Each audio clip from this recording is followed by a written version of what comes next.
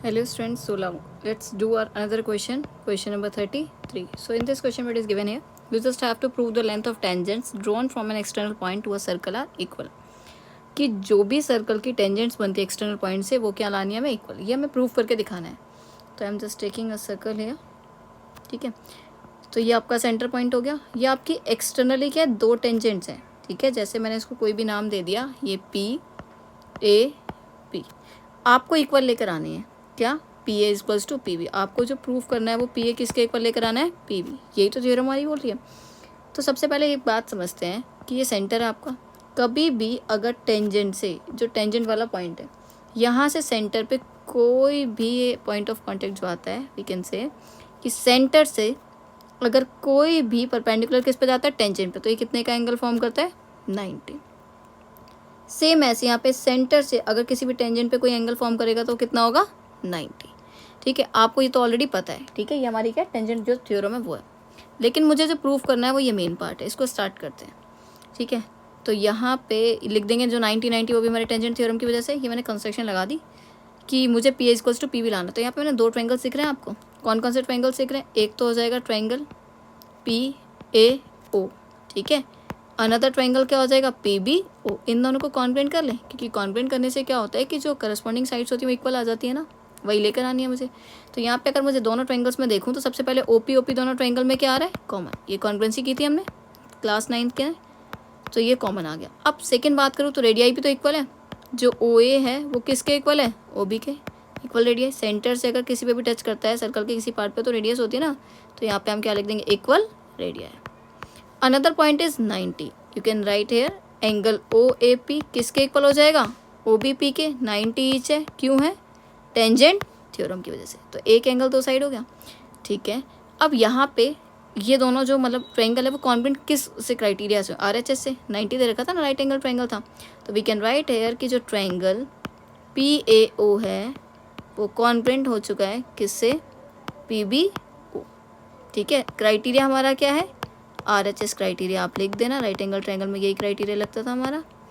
ठीक है, अगर दो ट्रायंगल कॉन्ग्रुएंट हो जाते हैं तो क्या होते हैं, जो करस्पॉन्डिंग साइड्स होती है इक्वल होती है, जो हम सी पी सी टी लिख देते थे. यहाँ पे हम वी कैन राइट हेयर कि जो पी ए है वो किसके इक्वल आ गया, पी बी के. और मुझे भी तो यही लाना था, क्यों आया C P C T, corresponding parts of congruent triangles. तो फर्स्ट पार्ट तो आपका हो गया. इसी क्वेश्चन में एक और आपको फिगर गिवन है जो मैं यहाँ पे ड्रॉ कर देती हूँ. और उससे भी बोला है कि ऊपर वाले पार्ट को, मतलब इसी टेंजेंट वाले पार्ट को, कि टेंजेंट्स इक्वल होती है, इसको यूज़ करके ये पार्ट करके दिखाना है आपको. तो ये डायग्राम गिवन है आपका, ए बी सी, और यहाँ गिवन है आर क्यू, और ये पी गिवन है. यूजिंग अबव रिजल्ट, मतलब जो हम ये टेंजेंट्स इक्वल लेकर आए ना, इसी को यूज़ करके length of B C find करनी है ट्रायंगल ए बी सी के अंदर. मतलब आपको ये पूरा पार्ट फाइंड करना है. गिवन क्या क्या है आपको बता रखा है कि A B B C C R पे ये पॉइंट्स टच हो रहे हैं जो हमारे क्या आर पे क्यू है रिस्पेक्टिवली. गिवन क्या है, जो ये ए बी है ना कम्प्लीटली, ये आपको कितना दे रखा है, पूरा 10 सेंटीमीटर गिवन है.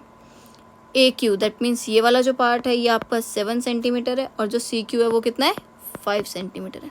अभी तो हमने सीखा है कि जो सर्कल है इसकी जो टेंजेंट्स एक्सटर्नल पॉइंट पे किसी मीट करती है तो वो क्या होती है, इक्वल होती हैं. तो देखो जो ये ए क्यू है वो किसके इक्वल हो जाएगा भाई, ए आर के इक्वली टेंजेंट. तो ये 7 सेंटीमीटर हो गए दोनों. ठीक है यहाँ तक. अब हम बात करते हैं बी आर की. ये बी आर कैसे फाइंड होगा भाई, बी आर कैसे फाइंड होगा, जो पूरी लाइन है वो कितनी, ए बी है. ए बी में से अगर मैं ए आर माइनस कर दूँ तो बी आर हो जाएगा. ए बी कितना गिवन है, 10 गिवन है, और जो ए आर है अभी आपने 7 फाइंड करा तो ये कितना आ गया, 3. इज दिस क्लियर, ये 3 आ गया. जब आपका ये पार्ट जो बी आर है इक्वल टेंजेंट किसके होगा, बी पी के. तो जब बी आर 3 है तो बी पी भी कितना हो जाएगा, 3. Is this clear. सेम ऐसे अगर मैं राइट साइड पे चलूँ तो ये क्यू सी वाली जो टेंजेंट है वो किसके इक्वल हो जाएगी, पी सी के इक्वल टेंजेंट. तो ये भी कितनी आ जाएगी, 5. सारी जगह पे आप लिख देना जो आपकी टेंजेंट थ्योरम है वो. ठीक है यहाँ तक. इक्वल टेंजेंट क्यों है, टेंजेंट थ्योरम की वजह से, जो आप साइड में ब्रैकेट में लिख सकते हो. लेकिन आपको फाइंड क्या करना है क्वेश्चन में, जो फाइंड करना है वो कंप्लीटली कौन सी वाली साइड करनी है, बी सी करनी है. तो बी सी जो साइड अगर आप देखो तो ये किससे मिलकर बन रही है, ये जो बी सी साइड है वो किससे मिलकर बन रही है, B P plus P C से. तो यहाँ पे मैंने लिख दिया B P plus P C. देखो बी पी कितना फाइंड करा था अभी आपने, 3. ये 5 है तो ये भी कितना लेकर आए थे हम, 5. तो बी पी 3 आया और पी सी कितना है, 5. तो ये जो बी सी है वो कितना फाइंड हो गया, जो साइड है हमारी 8 सेंटीमीटर. पहले आपने प्रूव करके दिखा दिया टेंजेंट्स इक्वल होती हैं, सेम उसी चीज़ को यूज़ करके उसने एक और क्वेश्चन का अदर फिगर दे दिया और उसमें हमें टेंजेंट का कोई साइड फाइंड करना था। ठीक है, साइड फाइंड करनी थी ट्रायंगल की, टेंजेंट्स वगैरह हमने इक्वल करके कर दिया। Is this clear everyone? तो ये था आपका क्वेश्चन नंबर 33।